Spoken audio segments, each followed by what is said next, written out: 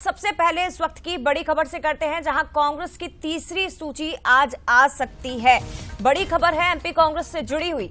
CC की बैठक में नामों पर सहमति बन चुकी है। दिग्गजों को कांग्रेस मैदान में उतारेगी, इस पर भी सहमति बन गई है।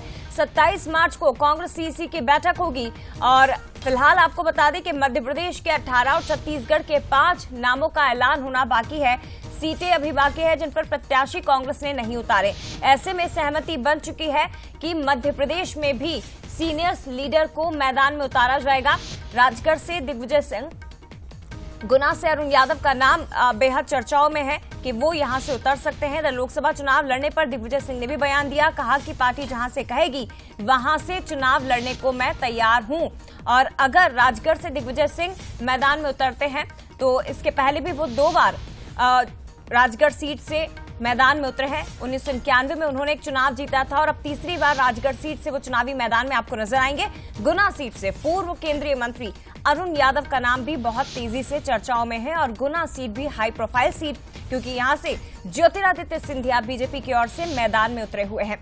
तो फिर से आपको बता दें कि कांग्रेस की सूची का जो इंतजार किया जा रहा है, बहुत संभावना है कि कांग्रेस आज पत्ते खोल देगी। आज अपने प्रत्याशियों के नामों का ऐलान इन दोनों ही प्रदेशों की बाकी बची हुई सीटों पर किया जा सकता है।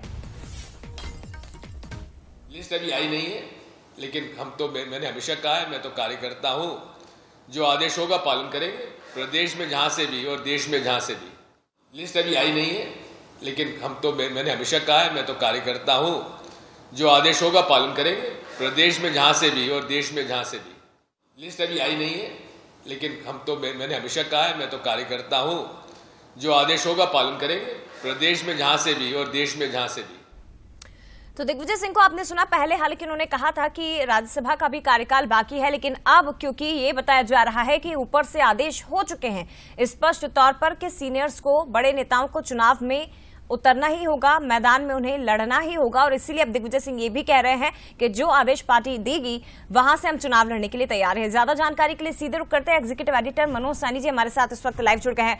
मनोज जी, अब इसी के साथ हम ये माने कि साफ हो चुका है कि कांग्रेस भी इन बाकी बची हुई सीटों पर अपने कई बड़े नेताओं को उतार सकती है, क्योंकि छत्तीसगढ़ में भी उतारा गया है। लेकिन सर, लिस्ट कब आएगी? लंबा इंतजार हो चुका है और नामांकन की प्रक्रिया पहले चरण के लिए शुरू हो चुकी है और 18 सीटों में कई ऐसी सीटें हैं जिन पर कांग्रेस ने अभी तक अपने प्रत्याशी घोषित नहीं किए हैं। सबसे बड़ा सवाल तो यही है जया, क्या कि सूची आएगी कब, लिस्ट कब आएगी? और मुझे लगता है इसका जवाब तो अब कांग्रेस के जो नेता है उनके पास भी नहीं होगा। लेकिन फिर भी सूत्रों के हवाले से जो खबरें हैं, आज बहुत संभावना है कि सूची आ जाएगी। सूची में कितने नाम होंगे, क्या 18 नाम पूरे होंगे? तो मुझे नहीं लगता कि 18 नाम दिखाई देंगे।